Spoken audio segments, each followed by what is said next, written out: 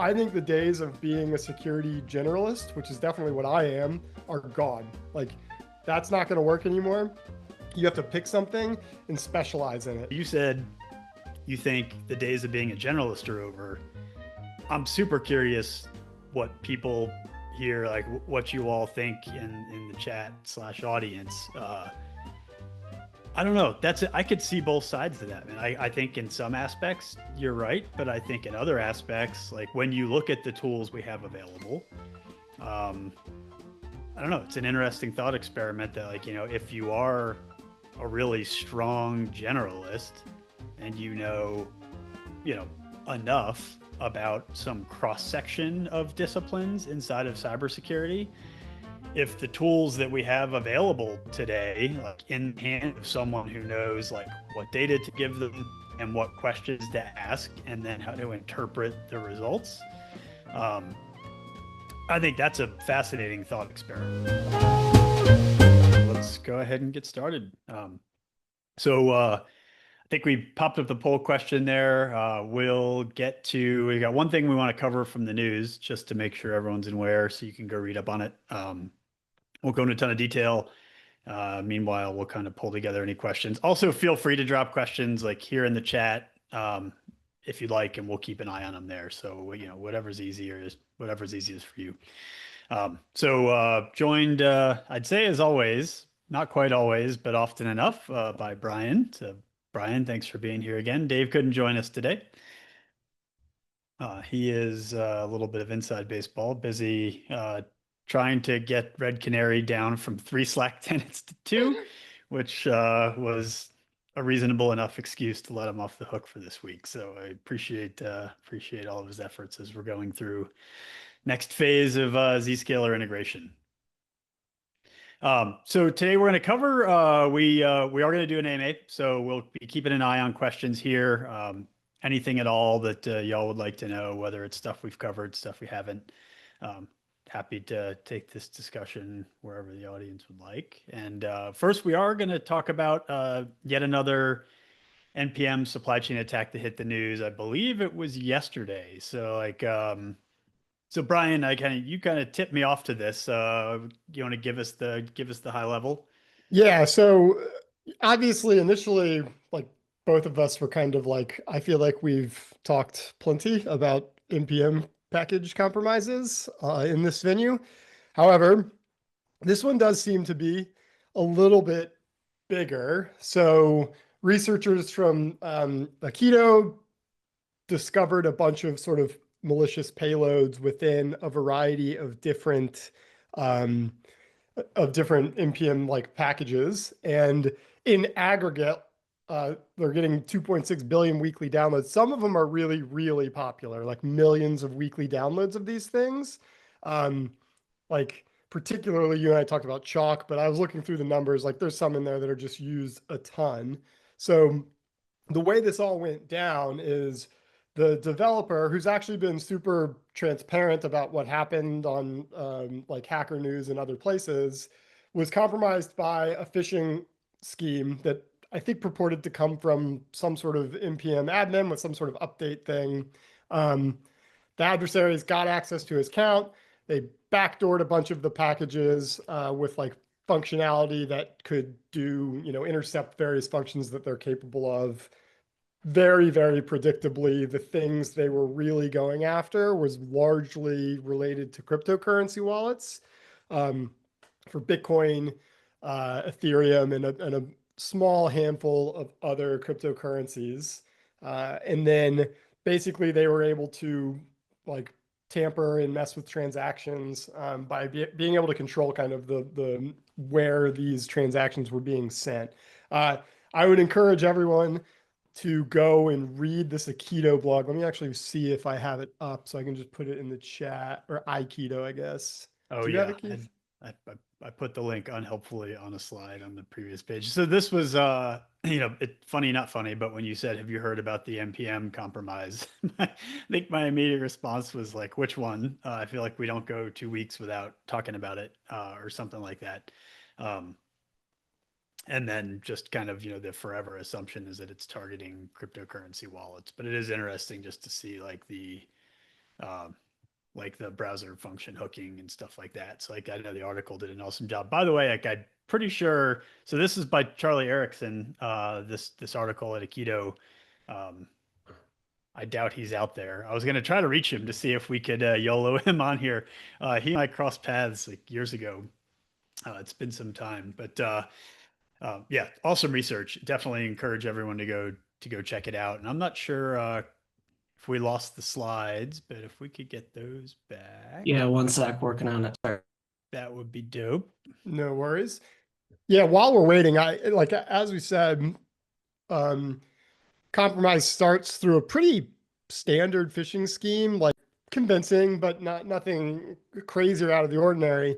I haven't been able to look into like the depth of this developer's access to all of these different tools or the exact mechanics of how they were able to compromise all of these things. But like, I think the really obvious question to ask here is like, why is this even possible in 2025? Like, why isn't there some guardrail that prevents this from happening? Like, the Aikido's research is great, but like, why are we hearing about this from Aikido, right? Like, why isn't there some sort of structural process for validating the contents of these packages in real time? And obviously, like most things, when I make complaints like these, the answer is almost always like, because it's harder than you think, Brian. But even so, like, it does seem like, given the volume of these things and the breadth of this one in particular, there should be some kind of way of just like getting better at catching these things earlier or in real time at least. Yeah, definitely and I believe, and I know like Aikido has some solutions, like obviously related to this, but yeah, what I'm not sure to your point is like, what's the, like, why are, particularly because I mean, these things are happening at least every month, right? Like at least every month. And those are just the big ones that we're hearing about. I'm sure there's a whole bunch that we don't. And that seems to be the concerning part, is like there's like on the preventative side of this, particularly for developers that have like a single developer that's got access to, literally billions of like weekly or monthly downloads worth of packages, like as a maintainer, is like, that's terrifying. Yeah, I mean, I don't begrudge this guy for falling for a phishing attack. Like, it shouldn't matter, right? Like, I don't understand why it's such a frail system that's the way it's able to get popped. Yep. All right. So what everyone wants to know, who's behind it. So this is somewhat tongue in cheek, not an official Red Canary intelligence opinion, by the way. But I think also because we've seen so many of these, and I think in literally almost every case that I can recall, it's pointed back to the North Korea cryptocurrency theft scheme. Yeah, I mean, obviously, when we were talking about this, I also made the not terribly unique guess of North Korea as well. Although, in the spirit of playing devil's advocate, like, I do think that there are a lot of adversary groups that would do this, like organized criminal groups that are just like in the business of making money illegally. Like, there's plenty of that on the internet that could be behind this stuff as well. Yep. But yeah, I mean, I think North Korea is probably the obvious answer here, given just their history of operations that seek access to large amount of cryptocurrency. And it's gotten so rampant at this point that like anytime I see a scheme involving cryptocurrency, I point a finger at them, which is unfair because like scams targeting cryptocurrency may be the most popular thing that's going on right now.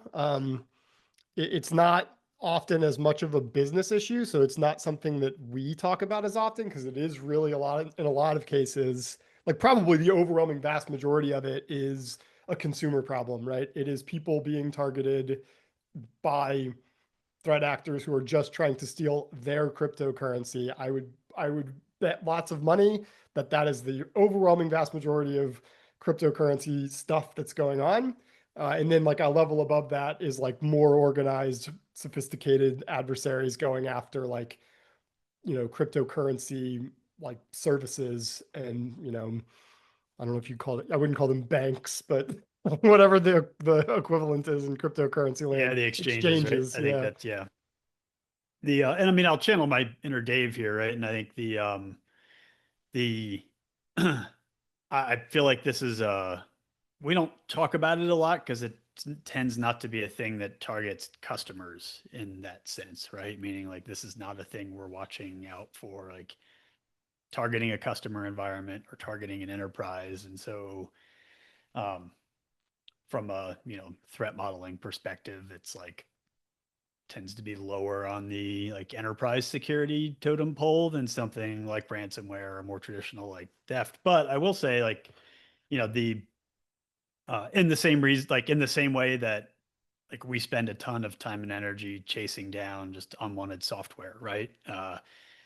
Like it's more of like the attack path that seems like is the thing that we need to pay really close attention to, which is that, like, if someone can backdoor all these packages, which are all used in products that every other like tech company, to include Red Canary in the world, like these things all kind of go upstream into a million different things. And so I think that's the big concern, is that, if someone can get access to these and can backdoor them, today it's cryptocurrency, but like just like unwanted software, like once you can get your hooks into something that's going to execute inside of another environment, um, the payload or the objective is pretty malleable. And I feel like that's always the big concern. I guess, Brian, to your question is like, how does this happen? Like, why does this keep happening and how do we stop it?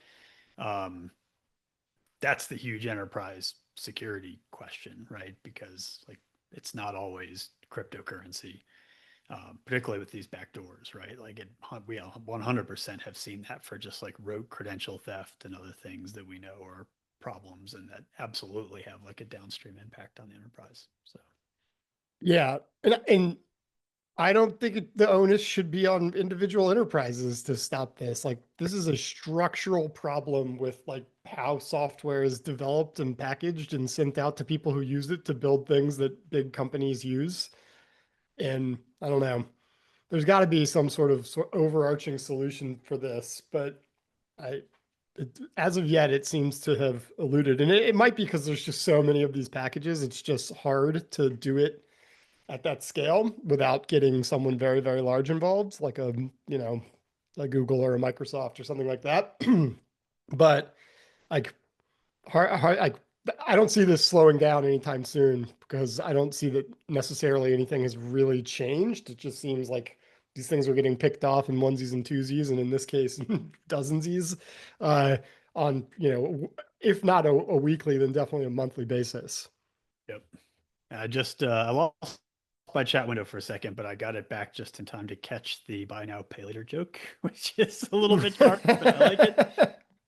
Brian, what do we have on the like inbound Q&A side? We have one question, and it's a pretty good one, from Christy, who is finishing her master's in cybersecurity.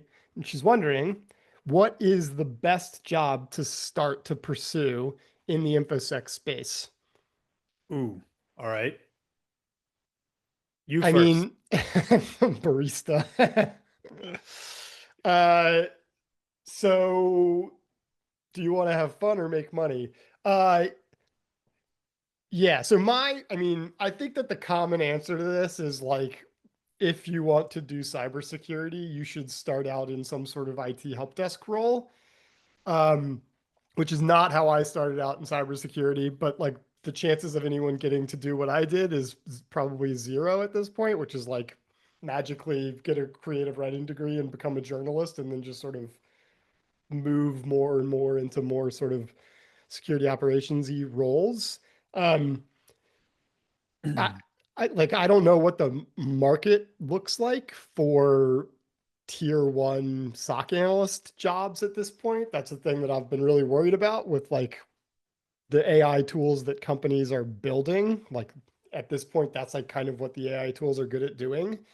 What do you think, Keith? Yeah, I was gonna. I mean, I think my advice, which is, and I love, like, every year or two when I get to like go back to my alma mater and like talk to the cybersecurity students and things like that. I love this topic. because I think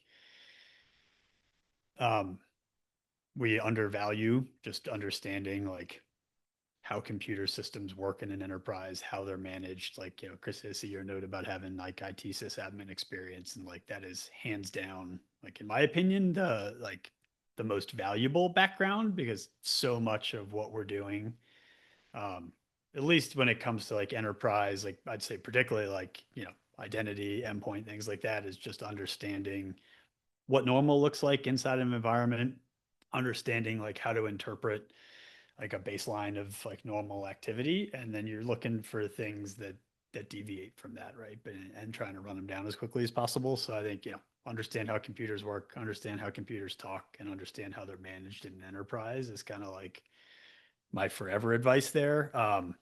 I do think the far more interesting question, and like this is a little bit of it's a tough conversation to have, candidly, is like what has happened, I'd say, to like the entry level cybersecurity market. I think AI is a part of it. I'm not sure that's all of it. I think part of it too is just the teams in general, like I'd say across our customer base. And in my experience, just, working with kind of customers or not, just lots of enterprises, teams are not getting bigger by and large. Like there are some exceptions to that, but most team sizes are flat or they're shrinking.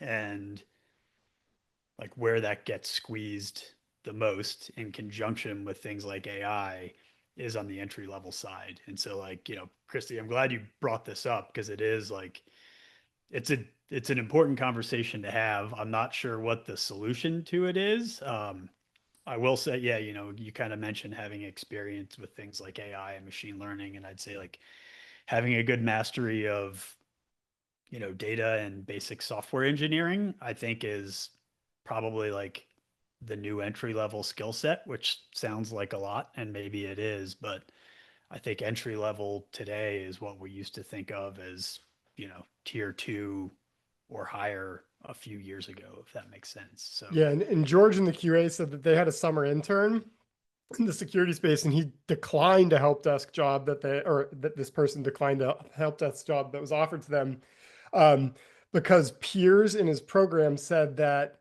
having a help desk role on the resume would be a kiss of death, and no one would hire them. He's wondering if anyone has encountered this. I like my answer to that, and I may be outdated at this point, but like my answer is, if your peers in your cybersecurity program are telling you that, don't listen to them. First off, like very candidly, if they're in your cybersecurity program with you, what do they know about what, like they're at the beginning of their career as well. Everybody at Red Canary in our detection engineering department, like not everybody, but a very high percentage of those people were in one way or the other, went through either like help desk or sysadmin work, or help desk into sysadmin. It's a very, very common career path. To give like more guided direction, though, I think the days of being a security generalist, which is definitely what I am, are gone. Like that's not going to work anymore. You have to pick something and specialize in it. So I think Christy dropped a comment in here about sort of having some specialties in AWS. I can't find it now. And maybe machine learning, I think. Like, great. Figure out the tools that are prominent in that space and try by whatever means you can to gain expertise in those tools so that you have a really specific value add when it comes to like talking to companies and trying to find a job. yeah, I just caught, there's a lot going on here. So I haven't, like, I think I missed a few things in chat, but like, James' advice, right? Like I love that. I don't think it's, and I would say like, double down, particularly, on folks who are new to the workforce. And I think, Christy, you've got experience. So, you're going from, I'd say from like, one technology discipline to another aspect of that in cybersecurity. But particularly for folks that are new to the workforce, I mean, gosh, I would really double down on having like helping them not think of anything in that space as settling. It is all valuable. And I think just, with with what's happened, I'd say, hiring in general, right? Like let's just talk macroeconomics, like the job market's kind of flat. It's been kind of flat for a while. Seems like it might continue to be kind of flat. I don't know, but logically, getting your foot in the door somewhere inside of an IT organization, like, and again, this is really for people who are like new to the workforce. Um, Seems like that is a far, far better bet than holding out for your cybersecurity, your first cybersecurity job. You could be waiting 12 months for that. And if you can get your foot in the door someplace, anywhere in the IT organization, I guarantee it's easier to move within into a cybersecurity role than it is to come in off the street, particularly if you're new to the workforce, right? So, um, yeah, that's like, it's a tough one. But I do think that I'm just trying to think back to like when we started Red Canary, and I feel like we hired out of the first half dozen people that came to work here and who still lead by and large, like all of, our security operations teams. I mean, I think one of the first 4 or 5 is like it was a cybersecurity practitioner. And that was on purpose. Like it was super valuable for us in a SOC environment to have people who understood, like when they're looking at something on a screen that's just a whole bunch of numbers and letters and activity and relationships, being able to look at that and in a second say, I know what that is. That looks normal for an enterprise, because that was far more valuable than having a bunch of in-depth like intelligence or threat research experience, just because the half-life of that stuff is interesting. Brian, I want to pick on something you said, which is you said you think the days of being a generalist are over. I'm super curious what people here, like what you all think in the chat/audience.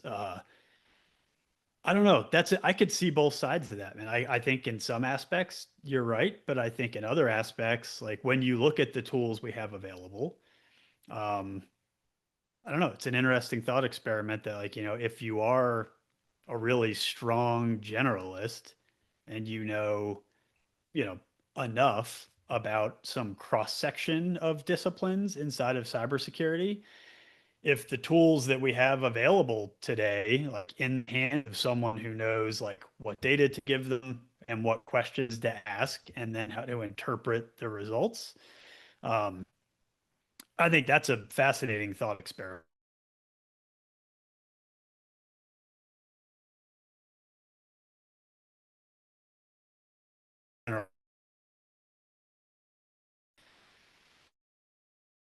Tools and see what they can do, and I don't know, like that could go both ways for sure. I mean, there's a risk in kind of like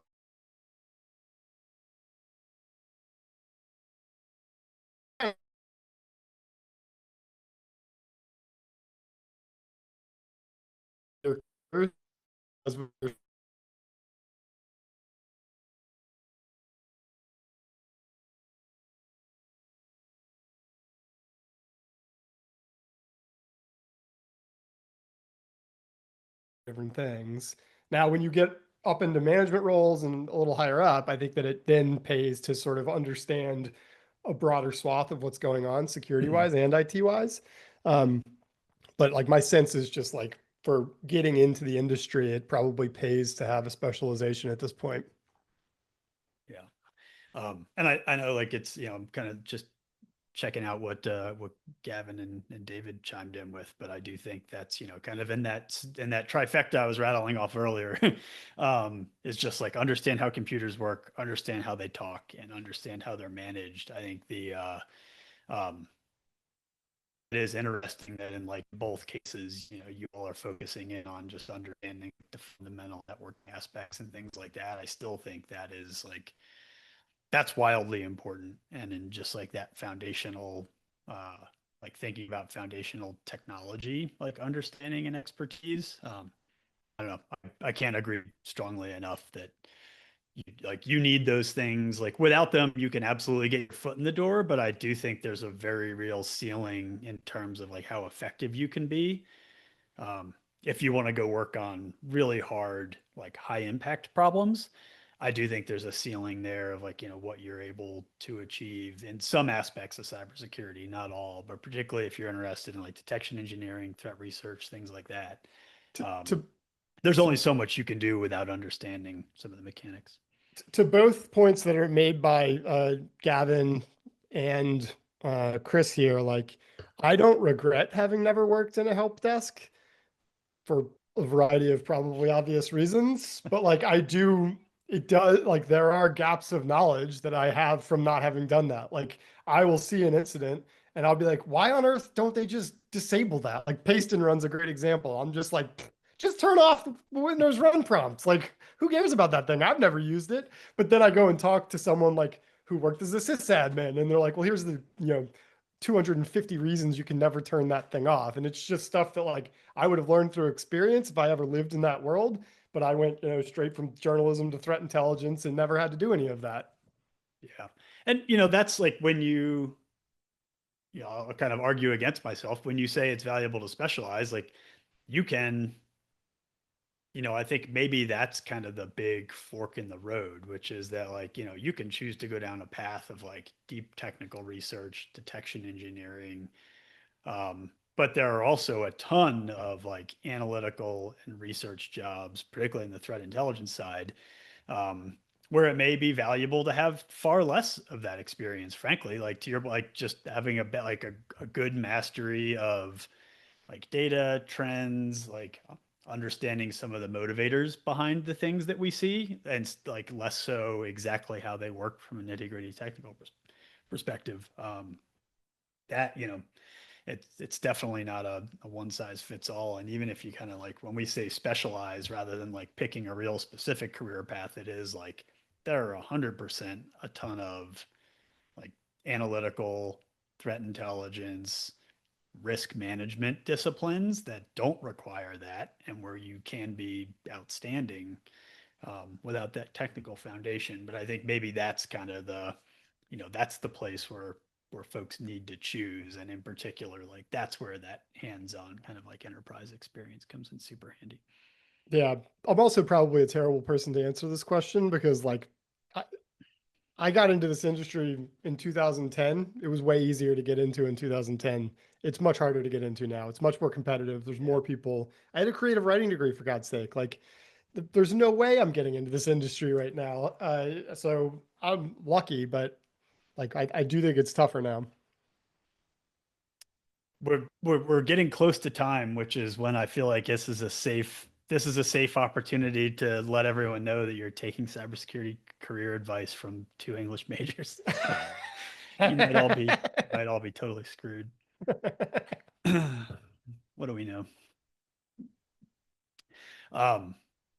Yeah, and there was a comment in there from Robert too about just kind of learning more than attackers know. And I think that's like, for me, it's like, that is, maybe not a question, but I think that's like, I don't know, it's such a useful observation. It is like, there's and Casey Smith and I did a talk years ago, I think at one of the last Derby cons, and kind of like the premise of that, despite, and Casey, I'd say, is like, turned up to 11 on technical understanding, whereas I am absolutely, I am on the other side of that spectrum.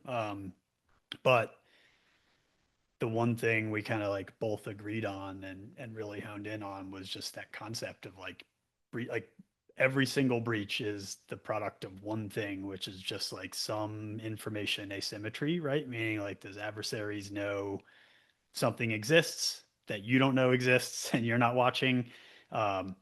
They know something technically about the platforms they're targeting that maybe you don't understand and don't have visibility into. And I think that's like, I don't know, I think it's a valuable insight, somewhat of an aside to the conversation we're having, but I do think that's just like such a useful piece of understanding. And I think just really just a great kind of guiding principle in cybersecurity, which is just, no matter what side you're on, just trying to understand as much as you can. And in particular, just like really taking a step back and asking like, what are my blind spots and how do I get a better handle on those or kind of close those gaps? Because, that is arguably how every single one of these bad things happens, right?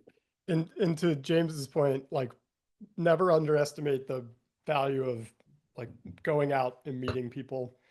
I've had one job in cybersecurity that didn't come to me by way of some connection that I already had. Ironically, it's my job at Red Canary, which I've worked out longer than any of those other jobs, but like that my job insurance has always been having a network of people who are working at different companies who, you know, can help you figure this stuff out if you need to. Of course, that's much harder when you're just coming into the industry because you have to bootstrap going to conferences and meeting people and all this stuff. Like your company's not going to pay for that for you. But it's super, super important. Yeah, absolutely. Well, hey, with that, we are at time. I think this was I'm glad we got through this because this was like an awesome topic. And it's one I think, I think Dave has actually had this on the hopper. He's wanted to do just kind of somewhat of an open-ended, getting started in cyber, either for folks who are new or for folks who are like career switching within technology. So he'll be sorry he missed this, but thanks to everyone for the conversation. Really very much appreciate it. And Christy, thank you for bringing up this topic and driving it. And I'm just going to kind of let the chat roll here for a second. Might be easy. I don't know. Maybe we'll take this and anonymize and summarize some of this stuff because I do think this is I don't know, there's so much more here in the chat that I don't have time to get to, but I feel like so much of it is useful and it'll be awesome for people to hear. So thank you all so much for the conversation. Appreciate you being here. As always, take a second, feedback in the poll. Again, we read that every single week. Very much appreciate you taking a second to do that. And we will see you next week. Thank you, Brian. Thanks for having me. Cheers.